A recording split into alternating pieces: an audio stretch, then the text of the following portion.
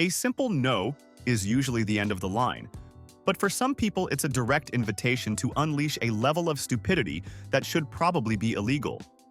We've tracked down 55 instances where a basic rejection triggered a complaint so spectacularly unhinged, you'll genuinely question the future of the human race. This is a masterclass in pure entitlement and logic, so broken it deserves its own Olympic sport. Welcome to the front lines of the war against common sense. 1. A woman at an upscale seafood restaurant ordered the signature shrimp scampi. Shortly after, she had an allergic reaction. When the manager rushed over, she demanded the meal be comped and that they pay for her medication. The manager, concerned, asked if she had told the waiter about her shellfish allergy. Her response? "Oh, I knew I was allergic. I just thought if I ate it here, it might not count." She was, of course, told no. She then complained to corporate that the restaurant's magical atmosphere was misleading. 2. A visitor at a city zoo was stopped by a zookeeper as he tried to climb into the penguin enclosure. His goal? To give the penguins a pep talk, because he felt they looked uninspired and emotionally stagnant. After being firmly told no, he filed a complaint with the zoo's board of directors. He accused the zookeepers of failing in their duty of animal enrichment and of ignoring his extensive, albeit informal, experience in avian motivational speaking. 3. A man at a public swimming pool was told by the lifeguard that he couldn't use the high dive. The reason? He was attempting to jump while holding a running chainsaw. After the lifeguard emphatically said no, the man complained to the parks department. He argued that the lifeguard was unqualified to judge performance art and was stifling his creative expression. 4. A woman in Florida called 911 because a McDonald's ran out of McNuggets. After being told they couldn't make any more, she refused to pay for the rest of her order. The employee said she either had to pay or leave, so she called the police, insisting it was an emergency because she was being denied the nuggets she had emotionally prepared for. When the operator told her this was not a police matter, she complained that the 911 service was failing its citizens in their most desperate moments of culinary need. At what point does a fast food craving become a matter for law enforcement? Let me know your threshold in the comments. 5. A man walked into a fire station, handed a firefighter a marshmallow on a stick, and asked if he could roast it over the engine of the fire truck. The firefighter, thinking it was a joke, laughed and said no. The man was serious. After being denied, he filed a complaint with the fire chief, claiming the fire station was hoarding a valuable public heat resource. He reasoned that since taxpayers paid for the trucks, they should be allowed to use their ambient engine warmth for recreational snacking when they weren't actively fighting fires. How far would you go for a perfectly roasted marshmallow? 6. In a public library's designated silent reading room, a man began taking a loud business call. A librarian politely asked him to step outside. He refused. She then insisted and told him no, he could not continue his call in that room. He later filed a complaint with the city council, claiming the library was an anti-business environment and that the librarian's aggressive shushing had cost him a major deal. He argued that silence is a privilege, not a right, even in a library. 7. At a history museum, a security guard had to intervene when a woman began licking a 2,000-year-old Roman statue. The guard told her to stop immediately. After being denied her tasting session, she complained to the museum's curator. Her justification was that she was a sensory historian, and that taste was a critically underutilized method of historical analysis. She claimed the guard had prevented her from fully processing the artifact's socio-economic timeline. Honestly, what's the weirdest thing you've ever seen someone do in a museum? 8. A family of 4 showed up to their gate 15 minutes after their flight to Disney World had already departed. They had been enjoying some pre-flight cocktails at the airport bar. When the gate agent informed them they had missed their flight and no, the plane could not be called back to the gate, the mother had a complete meltdown. She complained that the airline should have personally come to the bar to retrieve them, since they clearly intended to fly and were valuable customers. 9. At an automatic car wash, the attendant had to hit the emergency stop button when a man tried to drive his riding lawnmower onto the conveyor belt. After being told a very firm no, the man demanded to speak to a manager. His complaint to their corporate office claimed the business was engaging in vehicle-based discrimination. He argued that his mower was a vehicle that got dirty and that he was willing to pay the full price, so their refusal to wash it was an elitist policy that excludes the landscaping community. 10. A woman tried to return a dead goldfish to a PetSmart. The store has a clear policy of no returns on live animals once they leave the store, so the manager told her no. The woman's complaint was absolutely brilliant in its logic. She argued that the policy didn't apply because, since the fish was now dead, it was no longer a live animal. She insisted she should get a refund for a defective product that failed to perform its primary function, which she described as swimming and looking interesting. 11. A man in Seattle bought a top-of-the-line gas grill in early July. He used it once for a barbecue. The very next day, a week of solid rain was forecast. He wheeled the now-used grill back to the home improvement store and demanded a full refund. When the manager refused, explaining they don't accept returns on used items, the man complained that the store was selling a defective seasonal product. His argument was that the grill had clearly failed to provide a summer of happiness and was therefore not fit for purpose in the Pacific Northwest. 12. The staff at an IKEA found a man sound asleep in a bed in one of the meticulously designed showroom bedrooms. They woke him up and politely told him he couldn't sleep there. After being denied his nap, the man wrote a complaint, not about the staff, but about the company's business model. He accused IKEA of environmental entrapment. He argued that if they were going to create a hyper-realistic and psychologically serene sleep environment, it was fundamentally deceptive to then prohibit the natural and inevitable biological response of falling asleep in it. 13. At a Michelin-starred restaurant, a diner ordered the lobster bisque. After a few spoonfuls, he flagged down the waiter to complain. The chef came out personally, expecting a complaint about temperature or seasoning.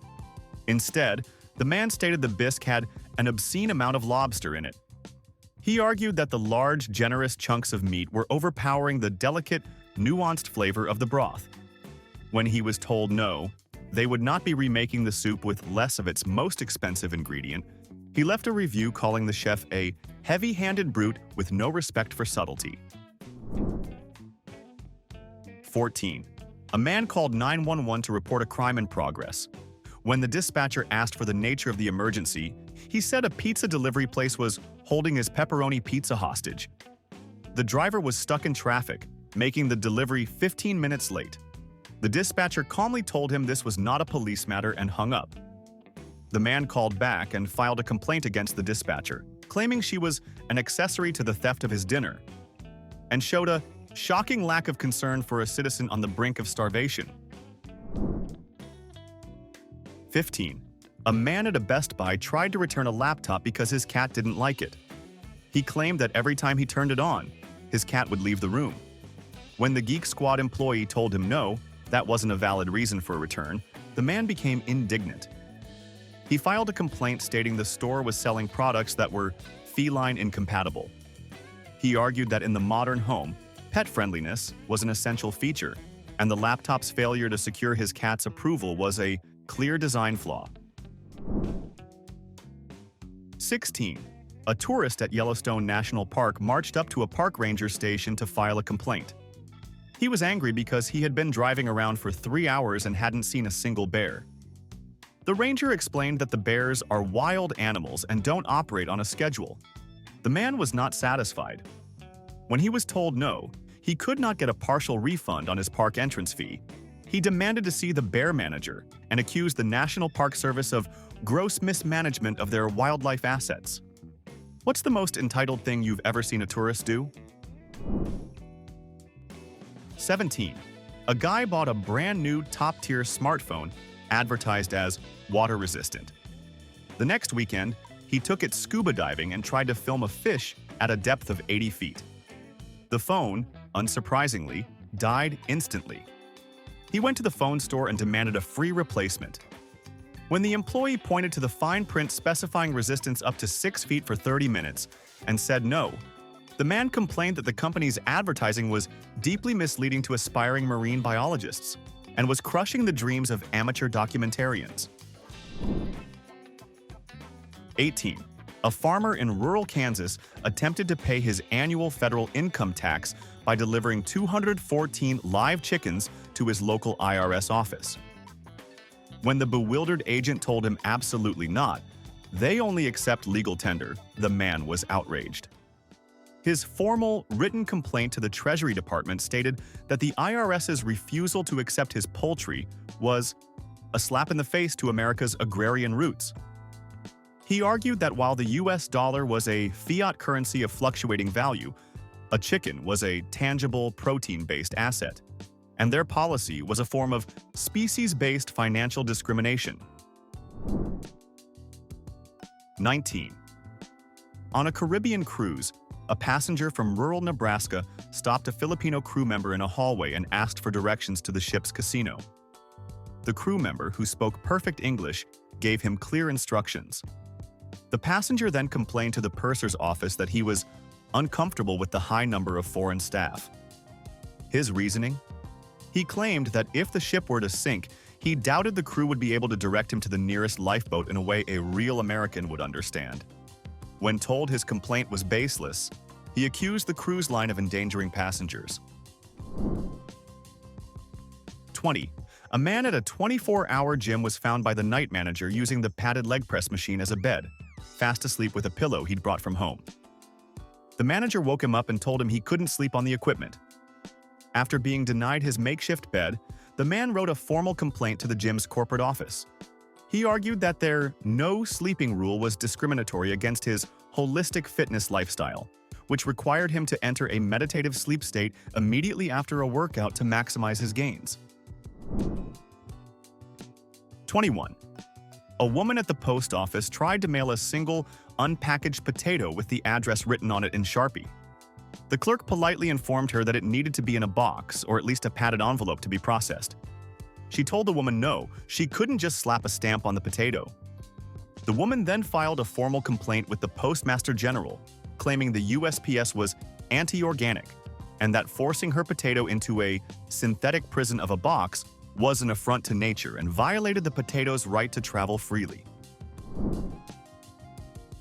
22. At a multiplex movie theater, a man was stopped at the ticket counter for trying to bring in a full fondue pot, complete with a sternal flame heater and skewers.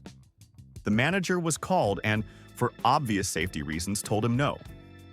The man's subsequent complaint to corporate headquarters argued that the theater's ban on outside food was acceptable, but the ban on his fondue set was discriminatory. He claimed the theater's artificial butter topping was a cinematic health crisis, and he was being denied the right to enjoy his film with a nutritionally superior and artisanally melted cheese. 23. A man tried to use a coupon for a free bucket of chicken at a fast food joint. The cashier pointed out that the coupon was from 1998 and was printed on faded, yellowed paper. He was told no. The man then launched into a tirade, arguing that since there was no expiration date printed on it, it should be valid for eternity. His final, losing argument to the manager was that denying him was an insult to the history of fried chicken and a violation of his constitutional right to value. 24. A woman tried to return a half-empty 30-pound bag of dog food to a pet store. The manager explained that their return policy only covered unopened products. When he said no, she couldn't get a refund. She didn't argue that the food was bad. Instead, she complained that the store was engaging in false advertising. Her logic? The picture on the bag showed a happy golden retriever, but her chihuahua, the end user, did not enjoy the food. Therefore, the product failed to deliver its promised happiness. Does your pet's opinion give you the right to a refund? Let me know. 25. In a quiet, high-end electronics store, a man set up his own folding chair, pulled out a packed lunch, and began eating a very fragrant tuna sandwich. An employee told him he couldn't eat his lunch in the middle of the showroom floor. After being told no a second time, he filed a complaint alleging a hostile retail environment. He claimed he was evaluating the store's ambient acoustics for a future home theater purchase, and that the only way to test for true sound immersion was to perform a familiar, mundane task to see if the environment could transport him. 26. An airline passenger flying first class asked the flight attendant to tell the pilots to stop using the intercom. He said the bing-bong chime before each announcement was disrupting his inner peace.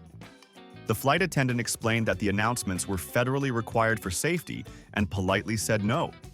The passenger then wrote a multi-page complaint to the airline, claiming that the mandatory chimes were a form of auditory harassment, and that for the price of a first-class ticket, he should have the right to opt out of non-essential safety information. 27. A woman in a public library demanded to check out a massive 200-year-old leather-bound atlas from the non-circulating reference section. The librarian told her no, explaining it was a rare and fragile item that could only be viewed in the library's special collections room. The woman complained to the library director that the librarian was a gatekeeper of knowledge. She insisted that to truly appreciate the historical maps, she needed to commune with them in her own home next to her globe and a glass of brandy. 28. After a major blizzard, a homeowner called the city's public works department to complain that the snowplow had piled snow at the end of his driveway. The city worker explained that this is an unavoidable part of clearing the streets for everyone. When the man was told no, they would not be sending a special truck to clear his driveway apron, he threatened a lawsuit. His complaint stated that the city had illegally blockaded his property with frozen municipal assets and was effectively holding him hostage. 29. A man at a car dealership was test driving a new convertible. He drove it straight to his house, parked it in his garage, and then called the salesman to tell him to come pick up his old trade-in. The salesman, utterly baffled, said that's not how it works, and he needed to bring the new car back to complete the paperwork. The man refused. After the dealership threatened to report the car stolen and he was told no, he could not just keep it. He complained that the dealership had a predatory and inconvenient sales process that didn't respect a customer's time. 30. A tourist in New Orleans was denied entry into the historic and famously haunted LaLaurie Mansion, which is a private residence not open for tours. He was told no by the current owners. He then called the police to complain that the owners were illegally harboring ghosts. He argued that since the ghosts were the spirits of deceased former residents, they were technically public domain historical figures, and that keeping them locked inside a private home was a crime against the city's cultural heritage. 31. A woman at a bank tried to deposit a check made out for $1 million, which she had written to herself from a checkbook for an account that didn't exist. When the teller told her no, this is textbook fraud, she didn't get angry. She calmly asked for the manager and filed a complaint. She argued that the bank was being overly pessimistic about her future financial prospects and was failing to support her manifestation journey. She claimed her check was an energetic promise, and the bank's refusal to honor it was blocking her abundance. 32. A man was caught by park security trying to attach a jet ski motor to one of the swan boats in a city park lagoon. The guard immediately stopped him and told him no. He could not turn the peaceful paddle boat into a high-speed watercraft. The man's official complaint to the city council claimed that the park's swan boats were deceptively slow and that their leisurely pace was a form of enforced boredom. He insisted his modification was an innovative upgrade that would make the experience more appealing to the modern adrenaline-seeking family. 33. A customer at a hardware store tried to buy a single nail, not a box of nails, a single, solitary nail. The cashier explained they were only sold in boxes and told him no. The man then staged a one-person protest near the checkout aisles, complete with a handwritten sign. His later complaint to corporate accused the store of systemic wastefulness and forcing a bulk purchase ideology on the minimalist consumer. He claimed he was fighting for the rights of deers who only needed to hang one very specific picture. 34. A concert goer at an outdoor music festival was told by security that he couldn't bring in his full-sized couch. After a lengthy argument where the security supervisor repeatedly told him no, the man was forced to leave it outside. He then spent the entire concert filing a complaint via his phone with the festival organizers. He argued that the ground was unacceptably horizontal, and that denying him his couch was a violation of the Americans with Disabilities Act, claiming he had a chronic aversion to sitting on grass. 35.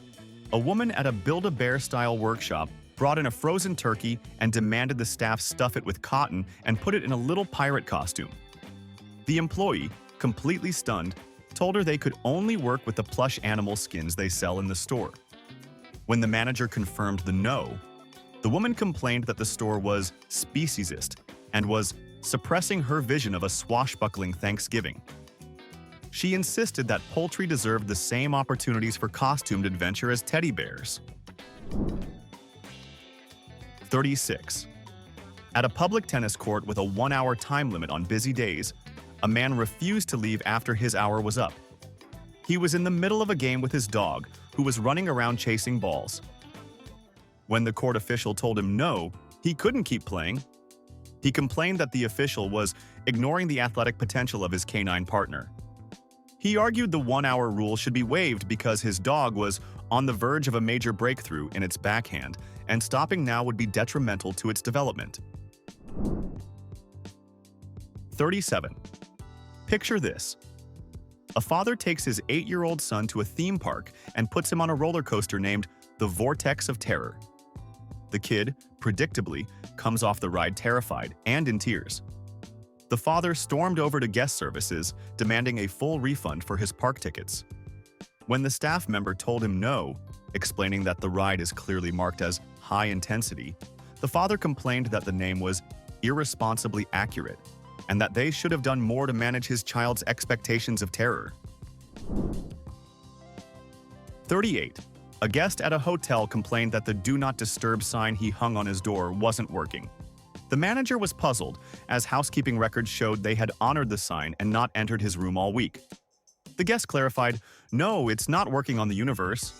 I've had the sign up for 3 days and I'm still getting stressful emails and my mother-in-law keeps calling me." When he was told no, the hotel could not provide a sign that blocked electronic communications and family members, he accused them of offering a substandard and ineffective privacy service. 39. A man was ticketed for illegally parking his car in a spot clearly marked for police vehicles only, right in front of a police station. He went inside to contest the ticket. His argument? He was playing Grand Theft Auto on his phone and felt really connected to the law enforcement experience. When the desk sergeant told him no, that was not a valid reason to have the ticket voided. The man complained that the department was unsupportive of citizen outreach and was punishing him for trying to immerse himself in police culture. 40. A woman went to her local humane society and demanded they give her a cat for free. She didn't want to adopt one. She wanted the shelter to provide her with a cat to be a temporary 3-day motivational coach for her own lazy cat at home. When the shelter director told her absolutely not, they don't rent out animals, the woman filed a complaint. She claimed the shelter was enabling feline lethargy and was refusing a golden opportunity for one of their cats to serve as a mentor and positive role model to the community. 41. At a high-end steakhouse, a man ordered their most expensive cut of Japanese Wagyu. He then requested that it be brought to his table completely raw, along with a propane blowtorch from the kitchen so he could sear it himself. The chef came out personally and told him absolutely not, citing safety and the integrity of the dish. The man's complaint to the manager was that the restaurant was denying him a multi-sensory dining experience. He argued that he wasn't just paying for the meat, but for culinary theater, and the chef was gatekeeping the Maillard reaction from the common man. 42. A woman failed her driving test spectacularly after running 3 red lights and attempting a U-turn on a freeway. The examiner, looking visibly shaken, told her no, she would not be getting her license. The woman's official complaint to the DMV wasn't about the examiner being unfair, but about the test itself.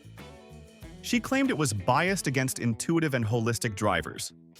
She argued that she possessed a sixth sense for traffic flow that transcended the simplistic and rigid system of colored lights. 43. A guest at a 5-star Hawaiian resort filed a formal complaint after being denied a room change. The reason?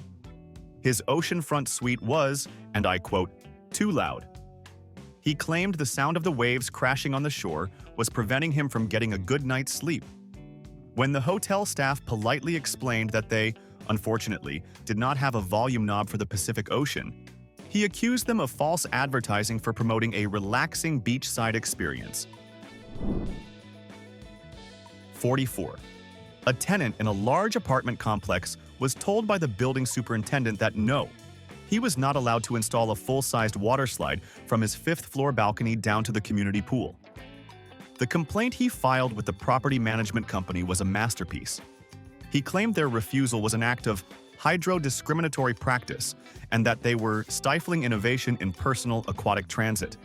He ended the letter by stating their decision was an attack on the very concept of summer fun. 45. A tourist staying at a luxury resort in Scottsdale, Arizona, complained at the front desk that the sun was excessively bright and hot. The concierge, trying to be helpful, offered him complimentary sunglasses, a hat, and suggested he use the blackout curtains in his room. The man refused all of these, insisting they do something about the sun itself. When told that was impossible, he wrote a 1-star review claiming the resort failed to provide a comfortable climate, which he felt was a basic amenity. Seriously, what's the most ridiculous complaint you've ever heard about Mother Nature? 46. A passenger's suitcase was 3 pounds over the weight limit at the airport check-in counter. The airline agent told him he'd have to pay the standard overweight baggage fee. The man refused. Instead, he opened his suitcase, pulled out 3 sweaters and a pair of jeans and began eating them. When the horrified agent told him to stop, he complained that the airline's punitive and inflexible baggage policy was promoting disordered eating by forcing him into desperate acts of textile consumption to meet their demands. 47. A couple staying at a Las Vegas hotel with a premium Eiffel Tower view room called the front desk in a rage. They complained that the view was a complete fraud. The manager, confused, went up to their room, pointed out the window at the perfect view of the famous Vegas landmark, and asked what the problem was. The husband replied, "That's not the Eiffel Tower. We were in Paris last year, and there were way more French people around it." When they were told no, they could not get a refund, they accused the entire city of Las Vegas of cultural appropriation. 48. A family visiting a botanical garden complained at the front desk that the butterfly pavilion was a complete ripoff. The manager asked why, and the father said, "It's full of butterflies. They're flying everywhere, you can't get away from them." When the manager explained that this was, in fact, the entire point of a butterfly pavilion and said no, he could not get a refund. The man complained that they were running a poorly regulated insect containment facility and accused them of assault by Lepidoptera. 49. A woman took her vintage car to a mechanic to fix a persistent, annoying rattle in the engine. The mechanic spent a day on it, found the problem, and fixed it perfectly. The engine purred like a kitten. When she came to pick it up, she took it for a test drive and came back furious. She demanded he put the rattle back. When the stunned mechanic told her no, she complained that he had removed the car's personality and that the silence of the perfectly tuned engine was unsettling and soulless. 50. During a parent-teacher conference, a father was told that his son could not be moved up 2 grades, despite the father's insistence that his child was a generational genius. The principal politely said no, explaining the boy was meeting all his current grade-level expectations, but was not ready for the advanced curriculum. The father's complaint to the school board was that the school was actively suppressing a prodigy. He claimed their refusal was based on a deep-seated fear of intellect, and that they were hoarding educational resources for the neurotypical masses. 51. A man was stopped by a park ranger while giving his golden retriever a full bath, complete with lavender-scented shampoo and a rubber ducky, in the city's main decorative fountain. When the ranger told him no, this was not a public dog wash, the man lodged a formal complaint. He argued that the city, by placing a large, accessible body of water in a public space, had created an implied canine hygiene facility. He accused the Parks Department of discriminatory water allocation and of failing to meet the grooming needs of its four-legged citizens. 52. A man at a create-your-own pizza restaurant was stopped by the staff as he tried to hand them a whole, uncooked trout he'd brought from home in a plastic bag. He insisted they run it through their 900-degree oven for him. When the manager told him no, they could only cook the ingredients they provided, the man complained to their corporate office. He claimed their oven was a communal tool that he had a right to use for his authentic aquatic flatbread. 53. A woman at an all-you-can-eat buffet was discreetly stuffing spring rolls, chicken wings, and entire slices of cheesecake into her oversized purse. When the manager noticed and politely told her no, the buffet was for dine-in only, she didn't apologize. She complained that their all-you-can-eat sign constituted a legally binding contract that she had interpreted in a temporal rather than spatial sense. She argued it meant all she could eat for the next 24 hours, regardless of location. 54. A woman called her rental car company to demand a full refund for her day's rental. Her reason? The car's built-in GPS had navigated her directly into a predictable rush-hour traffic jam. The customer service agent explained they couldn't control live traffic conditions and told her no. The woman's complaint was that the company had provided her with a defective reality navigation unit. She insisted that for the price she paid, the GPS should have been capable of charting a course through a more optimal, traffic-free version of reality. 55. A man attempted to land his personal hot air balloon in the middle of a Target parking lot on a busy Saturday. After store security and eventually the local police told him no, he could not use the lot as his private airfield. He filed a multi-page complaint with Target's corporate headquarters. He claimed their parking lot was criminally inaccessible to alternative modes of aerial transport, and that their failure to provide designated vertical landing zones demonstrated a deeply prejudiced stance against the ballooning community. That was 55 people who clearly never learned the meaning of the word no. Now, let's see if you can top them. What's the dumbest complaint you've ever heard someone make just because they didn't get their way? I want to see the comments flooded with your most unhinged stories of pure entitlement. If you enjoyed this descent into madness, smash that like button and subscribe to join us for the next one. Thanks for watching, and remember, sometimes no is the only right answer.